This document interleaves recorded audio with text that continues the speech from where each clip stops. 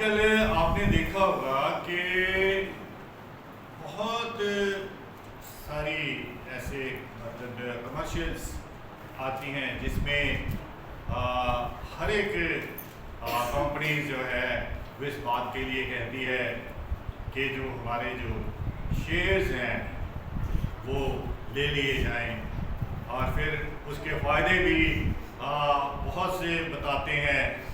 तो एक बात इसके साथ साथ कही जाती है कि आपने उसके बाद टेंटेटिव रहना, अलर्ट रहना है, टच में रहना है, ताकि वो जो शेयर में कभी कोई गिरावट आए या बढ़े तो आपको जो है पता रहे कि उसके मुताबिक आपने चलना है।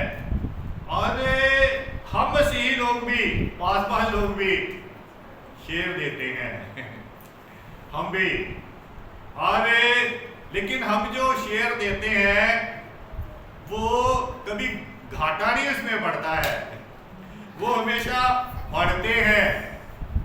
टेंटेटिव उसमें भी रहना पड़ता है, लेकिन उसके लिए वचन के मुताबिक अपनी रूह को जो है उसके साथ जोड़ के रखना होता है। फिर जो शेयर जो है वो कभी भी काम नहीं होते, क्योंकि जिन जिन लोगों ने वहां इन्वेस्ट किया है, निवेश किया है, शेयर्स का मतलब होता है कि आप अपना जो है धन किसी कार्य के लिए जो है उसमें निवेश करते हैं, आप उसमें इन्वेस्ट करते हैं। और जो हम पासवान लोग शेयर देते हैं इन्वेस्ट करने के लिए, आपको बोलते हैं उसमें कभी भी घाटा नहीं पड़ता, बल्कि ऐसा होता है कि कईयों ने तो ऐसे बोया कि जर्रे से आसमान पर पहुंच गए। दाऊद साहब को देखे, भेड़े चराते थे, बादशाह बन गए, ऐसा इन्वेस्ट किया। और भी बहुत से मतलब लोग हैं बाइबल में जिन्होंने जो है शेयर्स जो है परचेज किए, अपनी जिंदगियां दे दी और परमेश्वर ने उनकी जिंदगियों को ऐसा फलवंत और जिसे कहते हैं ऐसा बनाया कि वो बहुतों के लिए आशीष का कारण बने और बड़ी बुलंदियों पर गए। ऐसे ही एक काम होता है जिसके लिए वचन भी हमें जिसे कहते हैं इनकरेज करता है,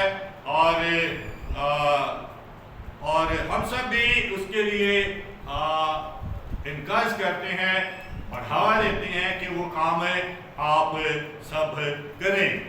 और वो काम जो है वो हमारा आज चर्चा का विषय है, क्योंकि ये एक इन्वेस्टमेंट है जो आज आप करेंगे, जिसमें कभी घाटा नहीं होगा, हमेशा बढ़ेगी और 100 गुना न सिर्फ आपके लिए बल्कि आपकी आलो औलाद के लिए भी क्या है वो बरकतें लेकर आएगी। और वो कार्य जो है आपने करना है वो है आराधना, वर्शिप। आराधना जो है वर्शिप, आराधना एक इजहारे अकीदत है जो अपने खालिको मालिक की अजमत से वाकिफ होकर की जाती है। यानी कि आराधना अपने सृजनहार को जानकर मानकर उसे जो है वो की जाती है। और जो worship is essentially bring honor to the God by recognizing His supreme value in all area of life। आराधना का मूल अर्थ है कि अपने जीवन के हर एक हिस्से में ये जानकर कि परमेश्वर जो है महान और सर्वशक्तिमान है, उसको सम्मान देना, उसको ऑनर करना, उसको इज्जत देना आराधना होती है। ये जो खुदा के ओर से फनकार लोग होते हैं जो खुदा की आराधना करते हैं, वो फनकारों कलाकार होते हैं। और जब वो अकेले में आराधना करते हैं तो क्या होता है, वो रूहानियत तौर पर, व्यक्तिगत तौर पर जो हर रूहानियत में वो बढ़ते हैं। और जब अवाम में यानी कि सबसे मिलकर जब वो आराधना करते हैं तो सबके वास्ते क्या है, बरकत का कारण बनते हैं। इसीलिए कहा जाता है कि गीत की शक्ल में कि स्तुति आराधना ऊपर जाती है और आशीष लेकर नीचे आती है। आपने बुलंद आवाज से नारा लगाना है, हालेलुया। आराधना ये हमारा चर्चा का विषय है। और आराधना परमेश्वर का वचन जो है हमें बताता है, रेवलेशन 4 उसकी 11 में दर्ज है। इसको हमें यहीं से थोड़ा थोड़ा करके बोलना है। वहां लिखा है कि हे हमारे प्रभु परमेश्वर, आप निकाल लीजिए, आपको बहुत अच्छा लगेगा, आनंद आएगा, निकाल लीजिए रेवलेशन प्रकाशित वाक्य 4 उसकी 11 निकाल लीजिए। हे हमारे प्रभु परमेश्वर, तू ही महिमा और आदर और समर्थ के योग्य है। Worthy are you our Lord and God to receive glory and honour and power, क्योंकि तू ही ने सब वस्तुएं क्या है, सृजी है। For you are created of all, तेरी ही इच्छा से थी और सृजी गई। And by your will they existed and were created.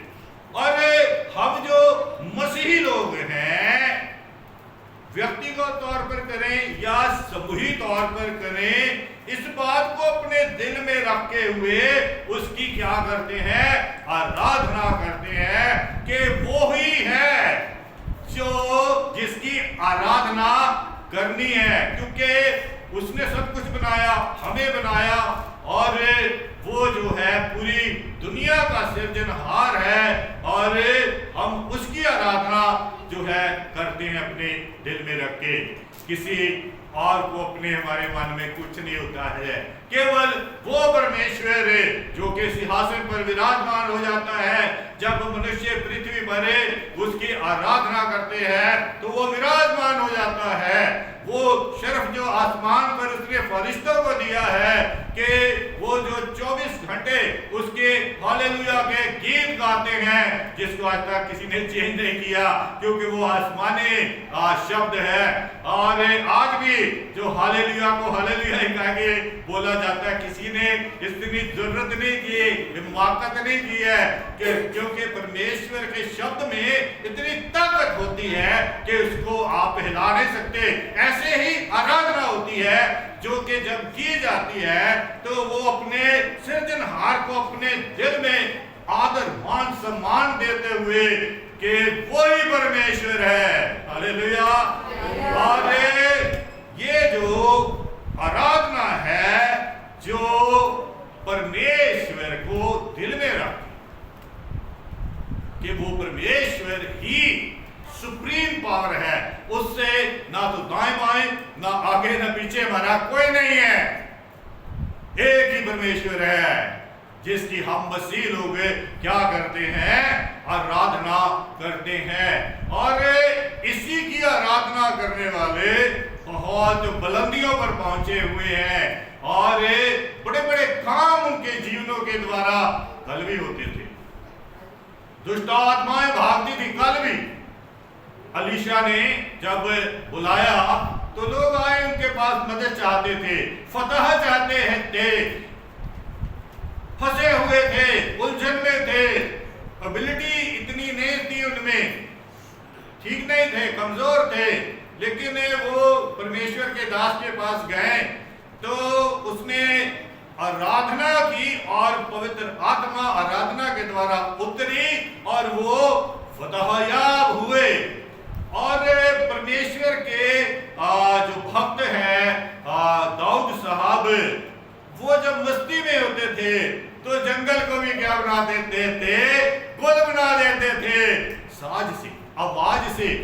आराधना से, और जब कभी भी उन्होंने युद्ध पर जाना है तो वो बल पाते थे। आराधना से शक्ति आती है, ताकत आती है। जब हम व्यक्ति तौर पर करते हैं हमारे अंदर आती है, सुबह तौर पर करते हैं तो सबके अंदर आती है और फिर आशीष मिलती है। और ऐसे ही दाऊद साहब ने अपना पूरा जीवन जो है वो बसर किया और वो फतह याद रहे और बुलंदियों को छूते रहे। आजू बाजू के लोग ने सलाम करने आते थे और उनका दबदबा था, क्योंकि आराधना करने वालों के लिए खुदावंद की वाणी कहती है कि मैं तुम्हें सर बनाऊंगा। बोझ नहीं, बोलो हालेलुया, हालेलुया। और वो सर था, लोग उसके सामने अपने सर को झुकाते थे और वो अपने खालिक के सामने सच्चे मन से, सच्ची श्रद्धा से और इस ईमान से कि और कोई नहीं है, केवल मेरा परमेश्वर है, क्योंकि सत्य यही है। और जब सत्य आता है आजादी आती है। जब आजादी आती है तो फिर किसी प्रकार कोई बंधन नहीं रहता। वो जो कोई भी आपको ताकत रोक नहीं सकती। आपको जय जयकार करने से, हालेलुया के नारे लगाने से कोई ताकत आपको रोक नहीं सकती है, क्योंकि सत्य में इतनी ताकत है। और आराधना जो है, जैसे अभी हम आगे देखने जा रहे हैं, इसके लिए आप अभी हमने देखा व्यक्तिगत तौर पे और समूही तौर पर, जमाती तौर पर हमने देखा। और आगे चल के एक हिस्सा जो आपके सामने पढ़ा गया है, हमारी बहन शरीन ने आपके सामने पढ़ा है यूहन्ना की अंजील में से। ये अंजील का मतलब होता है सुसमाचार, खुशी का समाचार। और इसमें जीवन की बातें हैं, इसमें प्रकाश की बातें हैं, इससे अंधकार भागता है, इससे रास्ता मिलता है कि किस पथ पर हमें चलना है। बोलो हालेलुया। और यूहन्ना की अंजील और जो उसका एक हिस्सा आपके सामने पढ़ा गया 4 बाब 19 से 26 आयत, उसकी जो है 24 आयत हमारी इस आराधना के विषय में हमारी मदद करती है। उसकी जो 24 आयत है कि उसी के आधार पर अभी रिसेंटली आपके पास बंद एक गाना भी जो है रिलीज किया है, खुदा रूह है, रूह से भर के उसकी हम्द करो। और ये लिखा है कि परमेश्वर क्या है, आत्मा है और आवश्यक है, इट्स इम्पोर्टेंट, जरूरी है कि उसकी आराधना करने वाले जो वह क्या करे, रोह और सच्चाई से, आत्मा और सच्चाई से, यानी कि पवित्र आत्मा से भर के उसकी क्या करे, आराधना करे। हालेलुया। और बातें बहुत है, जिंदगी गुजर जाएगी, परमेश्वर की बातों पे चर्चा कभी खत्म नहीं हो सकती। ये तो कहते ना, वो थोड़ा थोड़ा थोड़ा करके वो हमें देता है, हम थोड़ा थोड़ा करके ऐसे बांटते हैं ताकि वो डाइजेस्ट हो जाए, बल पाले, शक्ति पाले, और फिर से जो है जैसे जरूरी होता है फिर हम बांटते हैं और इस तरह हम अपना जीवन जो बसर करते हैं। यहाँ ये बाकायदा साफ कर दिया गया है कि हम सब ने जो आराधना करनी है, जिससे बड़े बड़े काम होते हैं और बड़े बड़े इनाम मिलते हैं, बड़े आला परिणाम मिलते हैं, तो उसके लिए अवश्य है कि आत्मा और सच्चाई से भर के उसकी आराधना की जाए। और दूसरा हिस्सा बेटी सुनीता ने आपके सामने पढ़ा है, उसमें आराधना के परिणाम बताए गए हैं। उसमें आराधना के परिणाम बताए गए हैं। एक्स प्रेरितों के काम 16:25 से 34 से जो है वो आपके सामने पढ़ा गया है। उसमें आराधना की शक्ति, आराधना की ताकत को बताया गया है और जो है उसमें क्या होता है। इसलिए जो है हम जिसे कहते हैं इनकरेज करते हैं, अपने आप को भी लोगों को भी इनकरेज करते हैं, नन्हे नन्हे बच्चों को हम इनकरेज करते हैं, आप उसकी आराधना करो। और पास्टर जी तो आप सबको ब्लेस कर रहे हैं कि आने वाले समय में आप जो है ऐसे लीडर बनेंगे आराधक, और ऐसा होगा। और यहाँ जो है प्रेरितों के काम 16 और 25 की 34 से 25 से लेकर 34 का वहाँ एक मंजर है जो आपके सामने पढ़ा गया है कि परमेश्वर के दो भक्त हैं, पौलुस है और सिलास है। वो सच्चाई को उजागर कर रहे थे, लोगों को प्रकाश दे रहे थे, सत्य का प्रचार कर रहे थे, लेकिन लोगों ने उन्हें जेल में बंद कर दिया। सोचा कि शायद जेल में बंद करने से क्या हो जाएगा, ये प्रचार बंद हो जाएगा, सत्य को दबा कर आज जो है शायद रोशनी इधर उधर नहीं फैलेगी। और उन्हें क्या कर दिया, जेल में डाल दिया। हालेलुया। और जेल में डालना देखिए कितनी मुश्किल वाली बात होती है। इंसान जेल में है ना, आज़ादी तो बड़ी अच्छी चीज होती है, जब जेल में है तो हर एक आदमी क्या है ना, वो सैड हो जाता है, परेशान हो जाता है। लेकिन जो प्रभु के बेटे और बेटियां हैं, जिन्होंने अपनी जिंदगियां उस अपने परमेश्वर को दे रखी हैं, जो कि सच्चे आराधक हैं, वो हर आलम में, हर हालात में उसकी आराधना करते हैं। और यहाँ ये लोग क्या है, जेल में है, जेल में है, लेकिन क्या कर रहे हैं, आराधना कर रहे हैं। कैसी आराधना कर रहे हैं, रूह और सच्चाई से, क्योंकि ये सत्य के क्या है, अनुयायी है, सत्य का प्रचार कर रहे हैं। और सत्य का प्रचार करते हुए इनको जेल में डाल दिया गया है, लेकिन वो वहां भी आराधना कर रहे हैं। मैं आपका ध्यान चाहता हूं कि इस पूरे मंजर को आप घर जाके पढ़िए। और क्योंकि देखिए एक बात होती है, अच्छे बच्चे जो होते हैं ना, वो सिर्फ स्कूल तक सीमित नहीं रहते हैं, है ना। वैसे तो आपके पास पूरा सिलेबस है, बाइबल पूरी आप उसको पढ़ा करें, लेकिन कोई बात नहीं, चलो आप नहीं भी है तो थोड़ा स्टार्ट ले। जो जितना आपको यहाँ कहा जाता है, जो ये शिष्य पढ़े गए हैं, सिस्टर जी आपको हमेशा कहते हैं कि आप भी इसमें टैग लगा लो, कि ये नहीं है कि जिसने पढ़ना है वही आपका भी पाठ होता है और नया ऐतनामा है। नहीं है तो बाइबल खरीदो, क्योंकि जब कोई युद्ध में इंसान जाता है, अगर उसके पास बंदूक ही नहीं है तो युद्ध क्या लड़ेगा, है ना। तो इसलिए जरूरी है, बहुत जरूरी है कि बाइबल लो। और ये यहाँ ये बताया गया है इस पैसेज में जो है कि जब वो आराधना कर रहे थे तो क्या हुआ, उनकी आराधना से ऐसा मतलब खुदा की शक्ति, ऐसी ताकत उतरी कि भूकंप आया। और भूकंप जो है आपको पता कैसे आता है, भूकंप, है ना, छोटे बच्चों को तो पता है पक्का।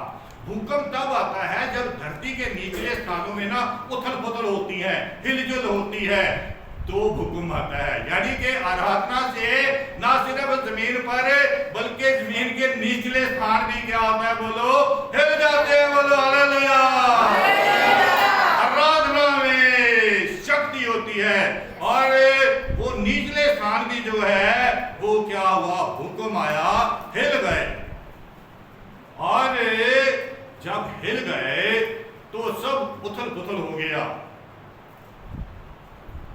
वो जो जिन्होंने जंजीरें लगाई थी, उन्होंने देखा जंजीरें तो टूट गई, हालेलुया। जिन्होंने जेल में डाला तो उन्होंने देखा जेल के दरवाजे की कंधे भी टूट गई हैं। और वो लोग क्या हो गया कि परेशान हो गए, परेशान हो गए। और हमेशा ऐसे होता आया है कि जिन जिन दौर में बहुत से ऐसे दौर आए हैं, और मैं ध्यान चाहूंगा आप सबका। और दौर में क्या होता है कि परेशानियां आई, उलझने आई, लोगों ने बड़ी रुकावटें डाली, लेकिन कुछ नहीं हुआ कुछ नहीं हुआ। और यहां भी रुकावटें डाली, कुछ नहीं हुआ। उल्टा हो गया कि जेल खाने में क्या हो गया, भूकंप आया और हिलजुल हो गई। लेकिन हमारे लोगों ने कभी भी किसी भी जगह में जाएंगे कभी किसी का नुकसान नहीं चाहेंगे। आज दुनिया में जितना मर्जी मसीहत का विरोध करें, लेकिन खुदा ने सिखाया है कि इनके लिए दुआ करो, क्योंकि उनके परमेश्वर ने वहां से उनके लिए माफी मांगी जो उस समय जांच भी कर रहे थे। क्योंकि इंसान है, ना जाने कब उसका मन जो है बदल जाएगा। परमेश्वर को पता है कि वो जो विरोधी इस दुनिया में घूम रहा है वो इसके अंदर आके इसको परेशान कर रहा है। नहीं तो मैंने तो इसे बड़ा खूबसूरत सिरजा था, इसके अंदर वो विवेक की रोशनी भी डाली थी, इसका नहीं है दोष वो है जिसको इसने अलाउ कर दिया कि ये अंदर आ जाए, और वो आ गया, इसको परेशान कर रहा है। ना जाने कब मेरा बेटा या बेटी इसे कुछ ऐसा पैगाम देगा कि वो दुष्ट क्या होगा, आराधना करने वाले के पास जाएगा, आराधना करके वो दुष्ट की जो दुष्टता को निकाल देंगे, और वो बच्चा या भाई या बहन या समाज क्या हो जाएगा, परमेश्वर का अनुयायी बन जाएगा। और वो पता नहीं होता कब। इसलिए जो हम मसीह लोग कभी किसी के लिए बुरा नहीं कहते हैं, और वैसे बाइबल में इशारे भी दिए गए हैं कि बुरा नहीं कहना है। आप सब जो मसीह हैं, आप जो प्रभु से प्रेम करते हैं, कभी किसी के लिए बुरा नहीं कहना। उसकी वजह मैं आपको बता देता हूँ। आप उस परमेश्वर को जपते हैं कि जब आप वो खोलते हैं तो उसका परिणाम आपको मिलना है। और इसलिए हम लोग हिदायत देते कभी किसी के लिए बुरा नहीं कहना, क्योंकि उसका बुरा हो जाएगा। इसलिए हम कहते हैं कि नहीं, हम भले परमेश्वर के बेटे और बेटियां हैं, हमने सबका भला चाहना है ताकि भला हो, उसके नाम को जलाल मिले। और ऐसे ही यहाँ इन लोगों ने क्या किया कि वो परेशान हो गए भी, भाई अब मेरी नौकरी भी गई, अब सब कुछ गया, और ये कैदी तो भाग गए होंगे, और अपना क्या करने लगे, वो कार्य जो कि श्रापित लोग करते हैं वो कार्य करने लगे। हमेशा जो दूसरे लोग होते हैं, जो कभी इंतजाम आता है, मुश्किल भी आती है, तो उनका जो इंतजाम भी होता है वो भी गलत होता है। चोरी कर ली, हेरा फेरी कर ले, ठगी कर ले, किसी के लूटपाट कर ले, यानी कि नेगेटिव ऐसी सोचें आती हैं जो कि अच्छी नहीं होती। यहाँ भी क्या करने लगा, वो सुसाइड करने लगा, अपने आप को मारने लगा, जबकि सुसाइड करना बड़ी बुरी चीज है और श्रापित कहा जाता है। लेकिन परमेश्वर के लोग, और परमेश्वर शराबों को दूर करता है। उसने रोक लिया उस शराब की मौत से, उसको रोक लिया कि रुक जा मेरे भाई। देखिए कितने अच्छे शब्द आते हैं, कितनी अच्छी बातें होती हैं कि दिल में एक आनंद आता है। फिर परमेश्वर के प्रति अपने आप मुख खुलता है कि क्यों ना बोलूं मैं तेरी जय जयकार। और उसने मना किया कि आप ऐसा ना करें, हम यही हैं, हम भागेंगे नहीं। लेकिन जो हुआ था आराधना से, उसने तो अपना कार्य आंखों से दिखा दिया था, क्योंकि आराधना जब होती है तो बड़े बड़े काम होते हैं। और वो कार्य जो उसने देखे थे, उस कार्य के ऊपर उन लोगों की दुआ से जो कार्य हुआ था, उनके मिजाज को जब देखा तो वो हैरान हो गया, उसकी आत्मा जाग गई और उसको वो प्रकाश मिला जो हम लोग पूरी दुनिया में बांटते हैं कि अंधकार से प्रकाश में आ जाए। और वो जेलर जिसकी ड्यूटी थी कि वहाँ उसको जेल में रखा जाए, उन्हें ताड़ना दी जाए क्योंकि जख्म भी उनके हुए थे, उसी ने उनकी मरहम पट्टी की। बोलो हालेलुया। और जब द्वार खुल गया तो जेलर तो मतलब आप देखने लगा भी ये क्या हो रहा है।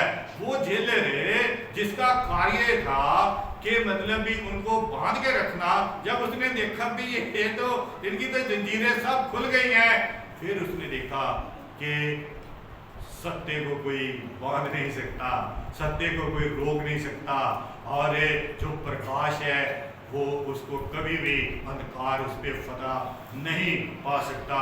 फिर जब उसने देखा तो आज भी दुनिया ये जब उनके पास सच्चाई का सच्ची आराधना के द्वारा लोगों के मन जागृत होते हैं, उनके दिलों में उथल पुथल होती है। और यहाँ भी जो आराधना का कार्य हुआ और उसके बाद वो जेलर क्या कह रहा है कि मेरे भाइयों, उद्धार पाने के लिए मैं क्या करूं? उद्धार पाने के लिए मैं क्या करूं? अब देखिए, एक जेलर है, वो तो खुद बंदियों को रख रहा है, लेकिन वो खुद भी बंदी था, शैतान था, बंदी था। हालांकि वो जेलर था, जो बंदी जो है बंदी गृह का सरदार था, लेकिन खुद गुलाम था, खुद गुलाम था। और वो कह रहा है कि उद्धार पाने के लिए मैं क्या करूं? और सबके लिए वही समाधान है कि तो यीशु मसीह पर वैसा ईमान रख जैसे उसके आराधक लोग करते हैं। दिल में ऐसा ईमान रखते हैं कि दुष्ट आत्माएं भाग जाती हैं, और दिल में ऐसे ईमान से आराधना करते हैं कि तभी लोग जो है झूमने लगते हैं और वहां से उड़ जाते हैं। और ऐसी जो है आराधना करने वाले जो है तब भी लोग बढ़ना चाहते थे, आज भी बढ़ना चाहते हैं, जब उनमें प्रभु का प्रकाश आता है। और ये तब होता है कि जब हम जो उसके आराधक हैं, चाहे बच्चे हैं चाहे बड़े कलाकार हैं ना, जब हम रूह और सच्चाई से आराधना करते हैं, और जब हम ये अपने दिल में रख के करते हैं कि वही आदर और महिमा के योग्य परमेश्वर है, और जब हम ये दिल में रख के करते हैं कि वो महाराजा राज है, हम उसकी प्रजा हैं और उसके सामने आराधना करना हमारा फर्ज बनता है। और जब ऐसी आराधना होती है तो बड़े बड़े काम होते हैं। जैसे जेलर का जीवन बदल गया, आपकी आराधना से जो है बहुत सी जिंदगियां बदलेंगी, मुझे ऐसा विश्वास से है। और मैं आपको एक बड़ी खुशी की बात बता देना चाहता हूं, और वो है कि मत्ती की इंजील 26 से और उसकी 30 से आए थे। मैं चाहूंगा कि सिस्टर जी आप उस आयत को पढ़ दें, मत्ती 26 उसकी 30 आयत।